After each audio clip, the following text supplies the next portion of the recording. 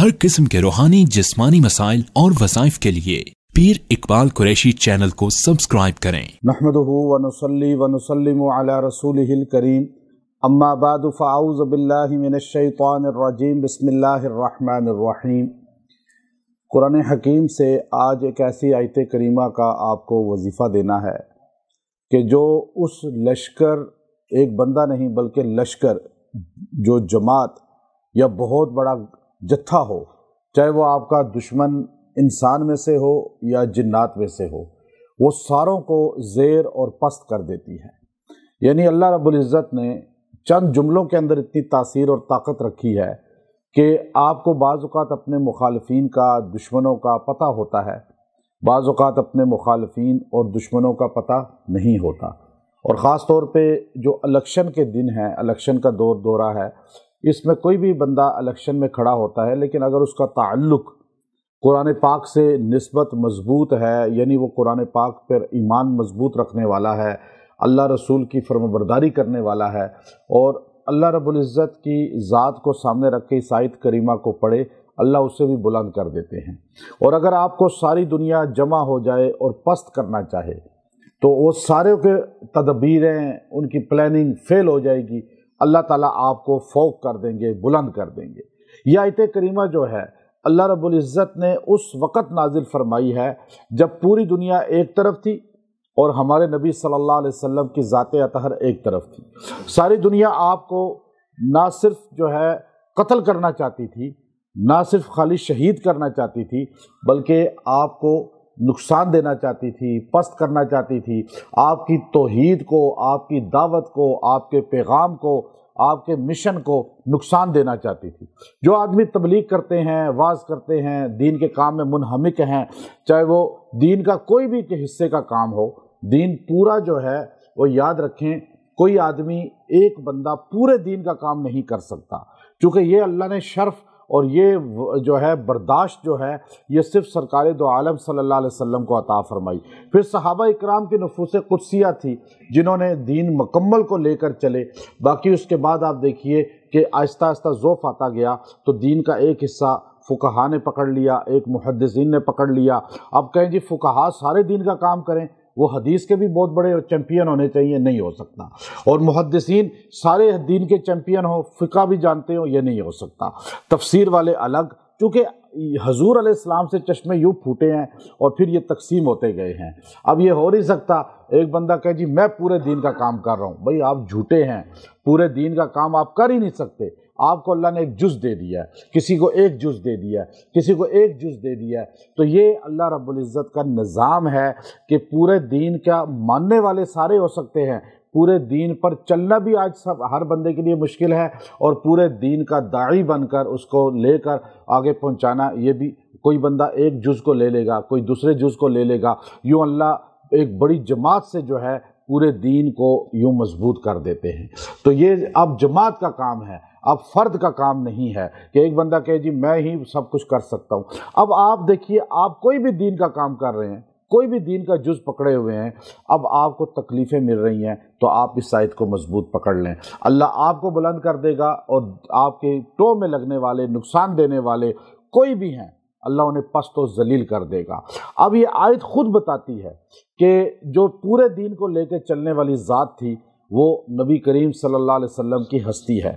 और पूरे दीन के सबसे पहले दीन जिन पर उतरा, और आदम अलैहिस्सलाम से लेकर मोहम्मद सल्लल्लाहु अलैहि वसल्लम तक दीन कामिल नहीं हुआ था, पहले दीन कामिल नहीं हुआ था, लेकिन आप सल्लल्लाहु अलैहि वसल्लम की ज़ात पे अल यौम अकमलतु लकुम दीनकुम कह के अल्लाह ने बता दिया कि आज दीन मुकम्मल हो गया। अब दीन मुकम्मल हुआ आप अलैहिस्सलातु वस्सलाम की ज़ात पे।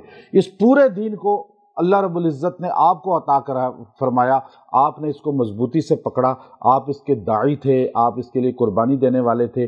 सारी दुनिया आपके टो में आपको नुकसान देना, फिर आपकी सबसे बड़ी मुआवन ज़ात नबी करीम सल्लल्लाहु अलैहि वसल्लम की, अगर आज किसी भी मुसलमान से नहीं, आप एडवर्ड गिब्बन से पूछें, हिस्ट्री ऑफ इस्लाम उसने 14 जिल्दों में लिखी है, वो ईसाई है, मुतअस्सिब किस्म का ईसाई है, आप उससे पूछें कि आप बताओ कि सरकार मदीना जो थे جو نبی کریم صلی اللہ علیہ وسلم تھے ان کے سب سے پہلے معاون کون تھے، سب سے پہلے ان کے ساتھ دینے والے کون تھے جنہوں نے ان کے لیے قربانی دی، اس ذات کا نام بتائیں تو ایڈورڈ گبن بھی کہے گا وہ ابو بکر صدیق رضی اللہ تعالیٰ عنہ تھے۔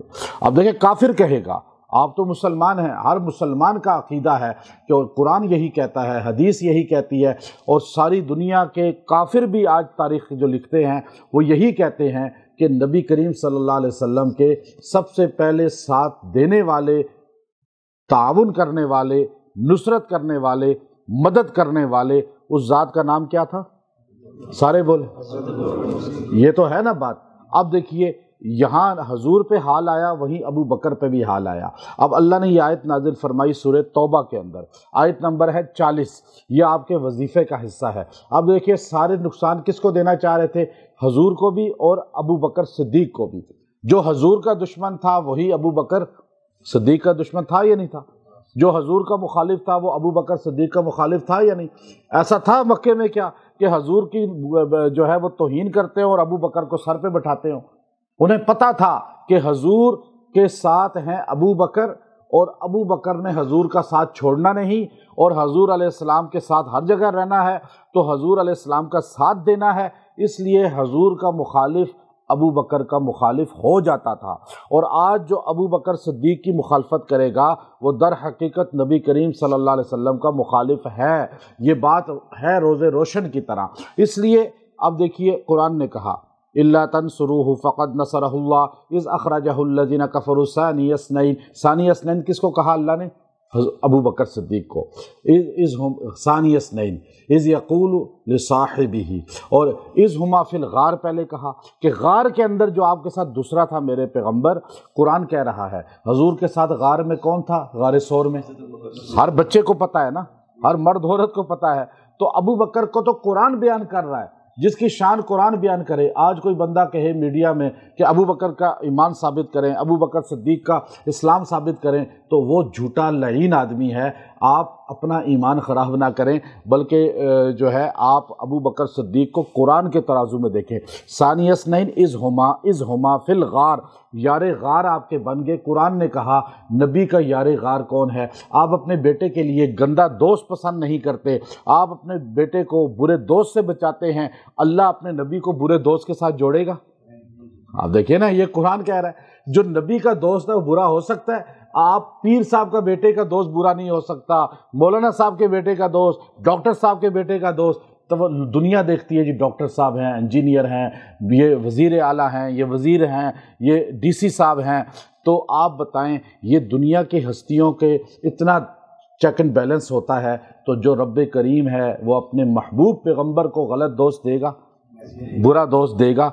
تو آج تنقید سب سے پہلے جب ابو بکر پہ کوئی کرے تو آپ سوچ لیں یہ ابو بکر صدیق کا دشمن نہیں ہے، در حقیقت سرکار دو عالم کا دشمن ہے، کہ جو غلط دوست، تو پھر غلط دوست بندہ دوست سے ہی پہچانا جاتا ہے۔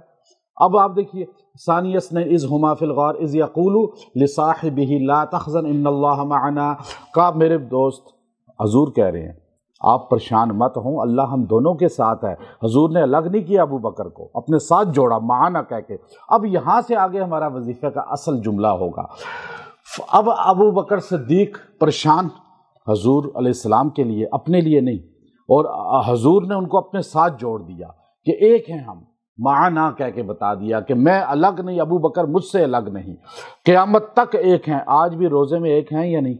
مدینے میں ایک ہیں یا نہیں؟ اور جو نہ مانے لیکن ہیں ایک، کیونکہ قرآن بھی کہہ رہا ہے، حدیث بھی کہہ رہی ہے، اور ہماری آج 14ویں صدی کی آنکھیں بھی دیکھ رہی ہیں کہ مدینے جانے والا روزے پہ جاتا ہے، حضور کے ساتھ ابو بکر کو دیکھتا ہے، نہ مانے پھر بھی دیکھتا ہے، نہ چاہے پھر بھی دیکھتا ہے، اور 1400 سال سے دیکھ رہا ہے۔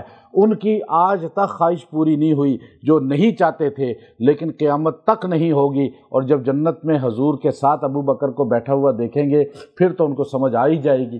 اب آپ دیکھیے آگے فَأَنزَلَ اللَّهُ سَكِينَتَهُ عَلَيْهِ، اب اللہ نے سب سے پہلے ابو بکر غمگین تھے، پریشان تھے بہت زیادہ کہ حضور علیہ السلام، دیکھیے آپ کی جیب میں 1 لاکھ روپیہ ہو تو آپ یہاں سے پیدل چلتے ہوئے، بائک پہ جاتے ہوئے، گاڑی پہ جاتے ہوئے پریشان ہوتے ہیں کہ بڑی قیمتی چیز ہے، کسی نے امانت دی ہے۔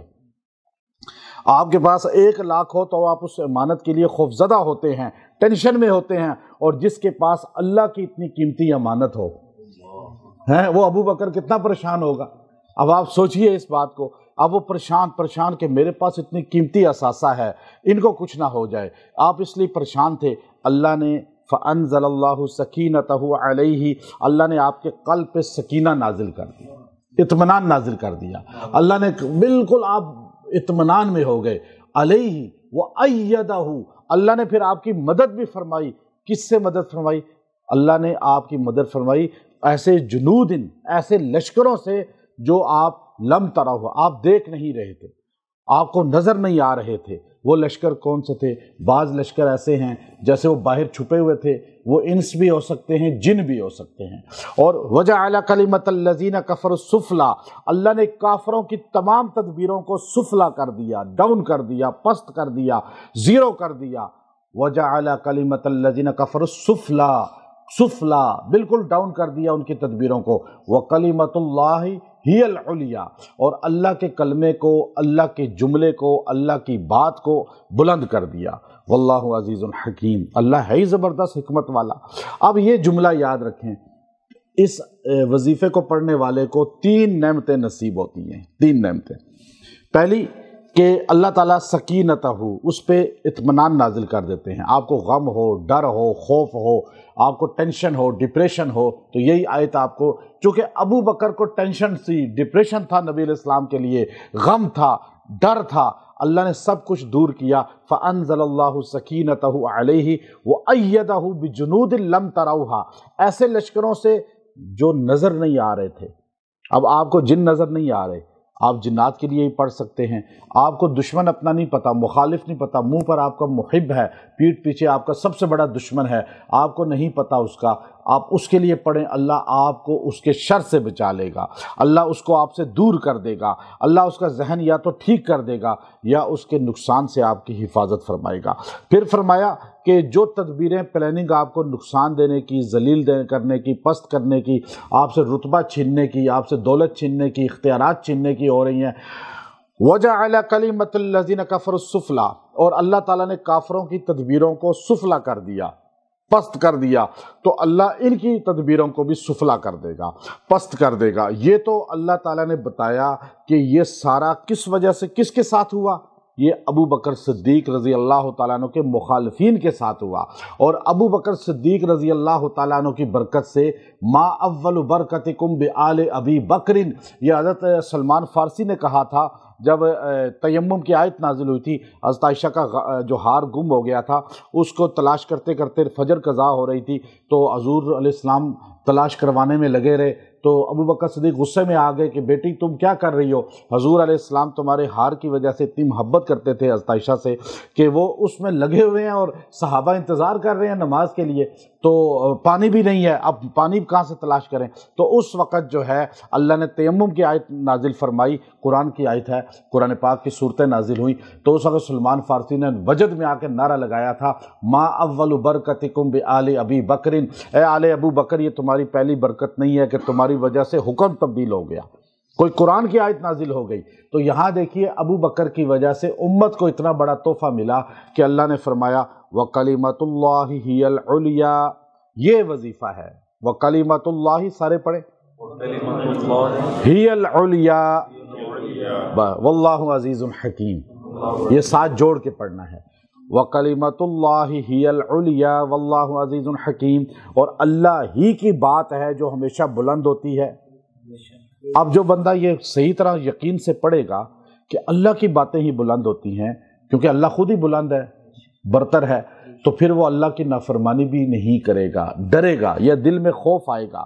تو یہ جملہ جو بندہ 111 بار پڑھے گا اور پڑھ کے کسی بھی کام کے لیے پڑھے گا، چاہے وہ رتبہ چھن گیا ہے، خوف ہے، جنات کا خوف ہے، ایک بندہ کو جنات بہت تنگ کرتے تھے اور بار بار اس پہ آ جاتے تھے، تو میں نے اس کو، میں ایک جگہ پہ گیا تو وہ کہنے لگے باہر ملک میں، تو وہ کہنے لگے جی اس پہ بار بار آ جاتے ہیں، تو میں نے کہا جی آپ اس طرح کرو کہ آپ نے ہر وقت یہ جملہ پڑھتے رہنا ہے وَقَلِمَةُ اللَّهِ هِيَ الْعُلْيَا وَقَلِمَةُ اللَّهِ هِيَ الْعُلْيَا۔ تو یہ جب پڑھتے رہیں گے تو وہ اس کو جنات اٹھاتے تھے، اب وہ اپنے گھر میں لیٹا ہوتا تھا رات کو تو 2-3 کلومیٹر دور کہیں صبح ملتا تھا، یعنی یا تو اس کو اٹھا کے لے جاتے تھے یا وہ نیند میں چل کے خود چلا جاتا تھا۔